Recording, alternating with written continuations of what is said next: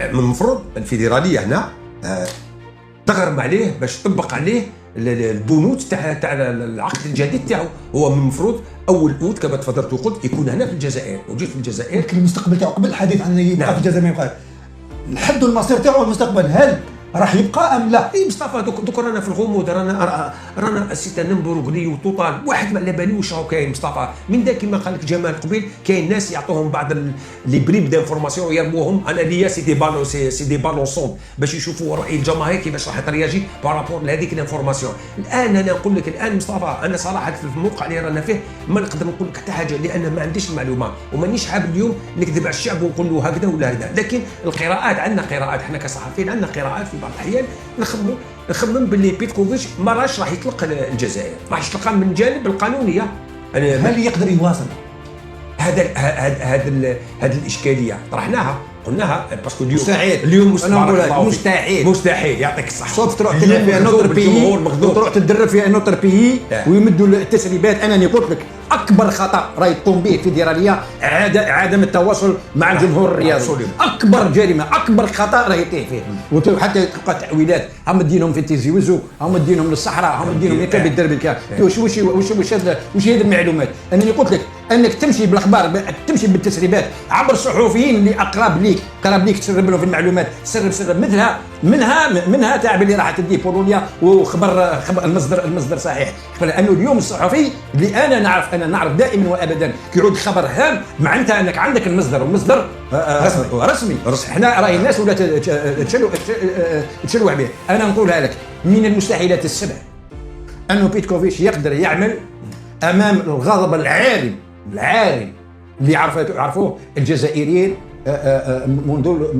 منذ الماتش دو الارجنتين. ما كانوش مقتنعين نهائيا بالفريق الوطني. وزاد كلمت عليها راشد جمال في الجزائر جامي نشفى غضب كبير جدا للجماهير الجزائريه لمدرب. جامي نشفى بورتون جزنا النكسات في الماضي، جزنا جامي شفت غضب كبير وكثير من طرف الجماهير الجزائريه على مدرب كما هذه المره. وجاني تساءلت الناس وبعض من الصحفيين تساءلوا، قال اين كان هذا الغضب يوم خرجنا من المونديال مع الكاميرون ويوم زعفنا ماذا اسمه زعفوا الجزائريين. ولكن الجزائريين كانوا يقولون انذاك اولا فيه اداء، كان كاين اداء جزائري، تروح تربح بالكاميرون وتجي لهنا وتزمت. ولكن كانت اوسي يعترف بها الجزائريين، كان فيه ظلم تحكيمي باعتراف من الذين تآمروا على الفريق الوطني. طيب من جانب الاتصالي ونحن نتحدث عن التسريبات وعن غياب بيان رسمي، قناه بطوله تي في الابواب مفتوحه لاي مسؤول في الاتحاد الجزائري لكره القدم، دعوه مفتوحه للحضور في برنامج زوميكس حتى يعطي توضيحات للجمهور بخصوص مستقبل وما يحدث داخل المنتخب الوطني. ما عندهمش احنا دعوه مفتوحه. ils n'ont rien à communiquer, ils n'ont rien. parce que le minimum كاع العالم les présidents et les entraîneurs داروا des conférences de presse, chacun a expliqué le pourquoi le comment. علاش خرج وعلاش دار وعلاش président chacun a dit le pourquoi le comment arrêter l'entraîneur وعلاش نجيب انترينور جديد وعلاش رايحين عندنا سياسه جديده. الا نحن لا المدرب ولا الفيدراليه، هذا امر ما نقول لك مؤسف له. طيب رشيد، بالنسبه لاجتماع اللجنه الفنيه اللي عنده حوالي اليوم 10 ايام لا بيان رسمي، ولكن هناك بعض اعضاء من اللجنه الفنيه اللي كانوا حاضرين في ذلك الاجتماع اتصلوا بقناه بطوله تي في وتحدثوا عن هذا الاجتماع، عن حيثيات وعن ما دار في هذا الاجتماع. بالاجماع الاعضاء ضد تقنين، ضد بقاء بيتكوفيتش. نعم. اهلا ثاني كانت مانيبيولاسيون، لان بعد الاجتماع هذه اللجنه التقنيه غدوه ذاك 24 ساعه سمعنا بعض المعلومات تقول باللي هذه اللجنه هذه واش طرحت هي الوغ كو هي فينالمون ماشي هذا هو الاقتراح تاع اللجنه، هي لا مانيبيولاسيون دون لانفورماسيون.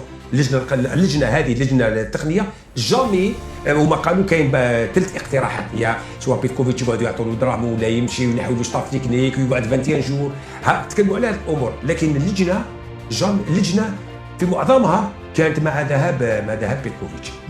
كانت مع ذهاب بيتكوفيتش. نعم. رشيد في توضيح بان المنسق تاع اللجنه خذ الكلمه ربع سعدان، قال لهم اذا كان نحيو بيتكوفيتش احنا مطالبين ندفعوا 5 ملايين يورو. هنا اعضاء اللجنه قال لك هذا الامر احنا ما خصناش، احنا هذا امر اداري تعاقد. بيان سور نورمال، مش اسماء مصطفى، هي اسماء لجنه تقنيه، لجنه تقنيه ماهيش لجنه اداريه ولا ماليه، لجنه تقنيه تقيم مردود الفريق الوطني في المونديال بعد 4 مباريات، تمد التقرير تاعها من الجانب التقني. عندهم الحق اللجنه اللي يقولوا احنا ما يهمناش الدراهم ولا الاموال، باسكو ما قالوا لهمش روحوا قيموا الصبغه الماليه تاع العقد ولا، قالوا لهم اعطونا تقرير حول مردود الفريق الوطني من جانب التقني، من حقهم. نورمالمون احتراماتنا الى سيد رابح سعدان، يعني انسان نحترمه كثيرا، لكن من المفروض ما يدخلش في هذه ديتاي هذو تاع الدراهم، ما يدخلش في هذه ديتاي تاع الدراهم، لان اليوم هذه اللجنه لو كان عندها الكونطرا تاع المدرب وشافته تقدر تروح بعيد، يقدر يقول لك باللي في الكونطرا هم ديك لي زوبجيكتيف تاعو، هو بالك علاه كاش واحد اليوم بيناتنا نهضروا صح، كاش واحد على باله باللي واش عنده في الكونطرا. انا الى حد الان مازال ما على باليش واش كاين في الكونطرا. الناس تقول باللي حدوا الاهداف، جمال حدوا له الاهداف ودار الاهداف وكيفاش يقولوا حقق الاهداف. اسكو اوفيسيالمون الاهداف هادو سطروا في البوند تاع بيتكوفيتش من طرف الفيدراليه، الاهداف اسكو واحد شافهم باش اليوم انت تجي تقول لي باللي يحقق الاهداف تاعو؟ وين على بالنا الاهداف؟ وين على بالنا؟ لان الغموض تام حول يعني الكونترا تاع بيتكوفيتش. قلت لك انا كنا تكلمنا عليها، قلت لك لو كان في بدايه المشوار واش يمنع الفيدراليه قال اليوم رانا سنين بيتكوفيتش وهم ديك الاهداف كما معمول به عالميا. قلت لك انا سي با سوكري ديفونس، ماناش نهضروا على سومرا نوكليير ولا نهضروا على بورتافيون ولا نهضروا على كرة القدم كما معمول به عالميا مصطفى. كيف تصل حتى المدير الفني لحظه جمال مسعدات، بالنسبه للمدير الفني سيد موسى خلال هذا الاجتماع نتحدث عن المدرب المحلي. هذا تصادف بعض التسريبات تقول باللي سيد المدير الفني قال باللي ما كاين حتى جزائري يقدر حاليا عنده الامكانيات باش يحكم الفريق الوطني. يا اخي شكون انت باش تحكم على الجزائريين؟ عندك عاموس هنا في الجزائر ما تعرفش الكره الجزائريه، ما تعرفش الاطار الجزائري.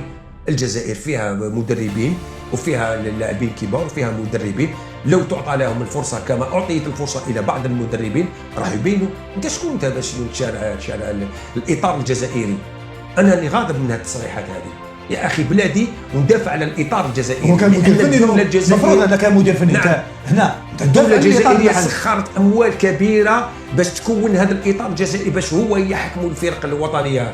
تجي لي تقولي اليوم ما كانش حتى جزائري يقدر يحكم الفريق الوطني. وذكرنا اللقبين الافريقيين الوحيدين في سجل الجزائر كان بمدربين محليين عبد الحميد كرماني رحمه الله وجمال بالماضي. نعم. ليس بمدربين. تأهلات كأس العالم والشامبيونز ليغ مع مدريد ما تنساوش. نعم خير الدين مدريد الجزائري. ميدالية ذهبية للألعاب المتوسطية مع راشد مخلوف رحمه الله. انا اشوف بارفوا انا العمل اللي تقوم به الفيدراليه من بعد الاقصاء، من بعد الماتش تاع سويسرا، احنا نقول باللي كي تروح للجنه التقنيه تقيم وتروح للكوليج تكنيك وتسقسي وتعيط للمكتب الفيدرالي وتجمعوا، ولماذا هذا العمل هذا لم يقام قبل ما نروحوا للمونديال؟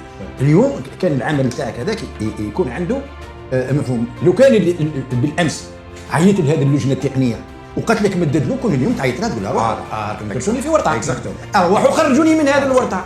اما انا هذه التسريبات اللي قلت لك انايا وراك صحفي، يعني راني نهضر مع صحفي نعرف يعني ب 90% باللي على بالنا يكون باللي تجينا المعلومات والتسريبات هاو قالها ودارها وعمل له امر شنو، ولكن هل رايت انت يعني كوليج تكنيك بالشخصيات الله يبارك يخرج سون زات سانكسيوني بار البيفي، ما يخرجش ريكومونداسيون؟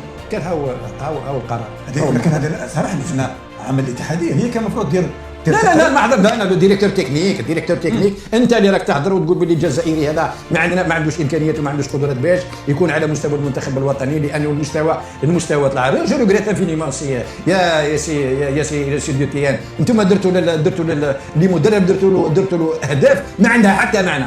48 تتكاليفا للمونديال و10 من افريقيا نكونوا منهم، ونص افريقيا راهي تتكاليفا تلعب لاكان. نهار كان المونديال ب 16 وحنا كان انجاز، ونهار ولا ب 24 كان انجاز. تعدليش عليهم باليوم انجازات. هذا اللي عجز الجزائري اليوم من المدربين كان كسوا لو نون دو مدرب، انه بالمجموعه اللي عنده من اللاعبين يعجز باش يروح يتكاليفا للمونديال او يفوت البريمي تور. لا اظن ذلك، موجوده الخبره موجوده، ولكن انا حتى نكونوا واقعيين اليوم يشاهد فينا عندنا اليوم طواقم اطارات جزائريه قادره تحمل مسؤوليه تدرب المنتخب انا اطرح كصحفي. بيان سور انا كمسير سابق جزائري. واش كنت تقول قبل كرمالي وجمال بالماضي؟ جمال بالماضي جزائري اكيد. شفت انا جيني وجاب لا كوب دافريك خارج نمشو.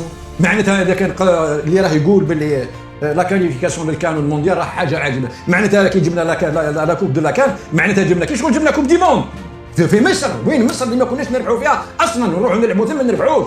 انا بالنسبه لي وعلاش هذاك ماهوش مدرب انا سان بور اوتون سيتي دي نو بتات اللي راهم نسمو، مي كاين بوكو دالجيريان ا ليترونجي اللي راهم لاباس بهم، كاين بوكو ا ليترونجي نجحوا مع فرق ونجحوا مع فرق وطنيه وعندهم خبره. لو كان انت كان باز انا لو كان انت قيم لي انا، اعطيني واحد يقيم لي، نحط بيتكوفيتش ونحط بلشيخه، قيمهم لي ترش دير لو بلان تكنيك، اعطيني تقييمهم تاعو.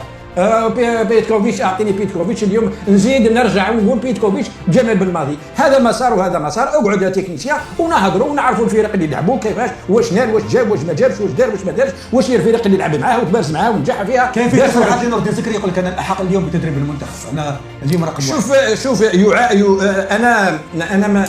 انا جنم انا سمعت قبل وعجبني الحال عندما تكلم وقال باللي انا حطيت الملف تاعي اون طونك بريتوندون، ومن بعد طونك بريتوندون ولا اونتريني حط السيره تاعو عندما داروا ديك اللجنه، فاذا به لم يظهر حتى اللجنه.